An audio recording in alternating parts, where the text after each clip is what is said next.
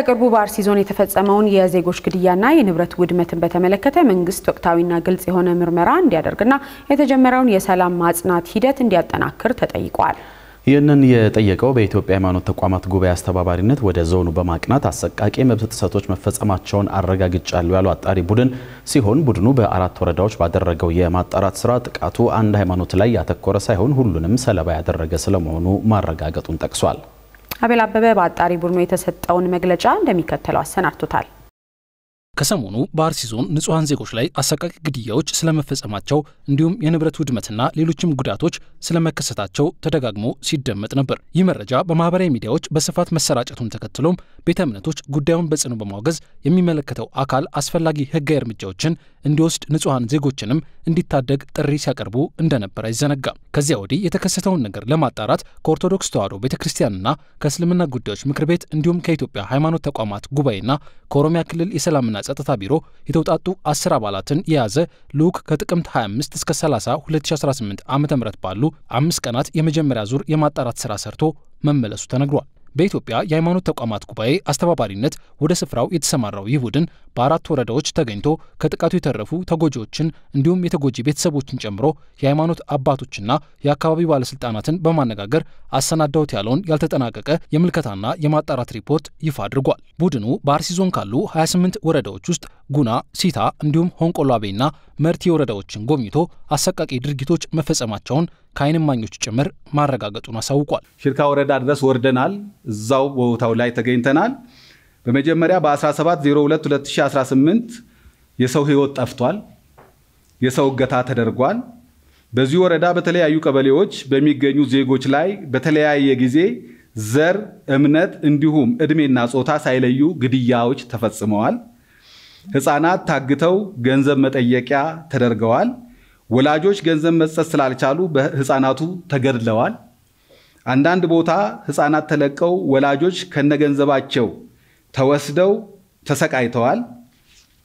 የተቀሩት ማለትም በመርቲም እንደዚሁም ደግሞ በወንቆላዋቤ በኩልም ደግሞ በተመሳሳይ የዚሁ አይነት ድርጊቶች መከናወናቸው እንደዚሁ ምላሽ ተሰጥቶናል። ይህ ጥቃት መድረሱን ተከትሎ መረጃዎች በስፋት በማህበራዊ ትስስር ገጾች የተሰራጩት በአርሲ ዞን በተከታታይ ቀናት የተፈጸመው የንጹሃን ግድያና ሌሎችም ውድመቶች እምነትን መሰረት ያደረጉ እንደሆኑ በሚያሳይ መልክ ነበር። በስፍራው ተገኝቼ ጉዳዩን ከእስልምናና ከክርስትና የእምነት አባት መሪዎች እንዲሁም ከህብረተሰቡ አጣርቻለሁ ያለው ቡድኑ ግን እውነታው ከዚህ የተቃረነ ነው በማለት የጥቃቱ ዳፋ ለሁሉም ቤተ እምነቶች የተረፈ እንደሆነ አረጋግጫለሁ ብሏል። የመስጊድ ኢማሞች፣ ሙአዚኖች፣ ቀሳውስት፣ ዲያቆናት እንደዚሁም ደግሞ ክርስቲያን ዝም ብሎ ተራ ክርስትና እምነት ተከታይ ገበሬ ተራ እስልምና ተከታይ ሙስሊም ሳይለይ ሁሉም በማሳው አጨዳ ላይ ያለ የሚገደል በቤቱ የሚቃጠል ምረቱ የሚቃጠል ሰው እንዳለ አስረድተውናልና ህዝቡ መሃልም ይሁን የእምነት አባቶቹ መሃል ልዩነት እንደሌለ አረጋግጠን መምጣታችንን ህዝብ እንዲያውቅ። ይህ ጥቃት በማን ተፈጸመ ለሚለው ደግሞ የተሰጠው ምላሽ ነው። ከተጎጂ ቤተሰቦችና ካነጋገርናቸው ሰዎች በተሰጠን ምላሽ ይህን የፈጸሙት ራሳቸውን የኦሮሞ ነጻነት ሰራዊት ብለው የሚጠሩ ወይም ሸኔ ወይም ደግሞ ፋኖ ናቸው የሚል ምላሽ ተገኝቷል።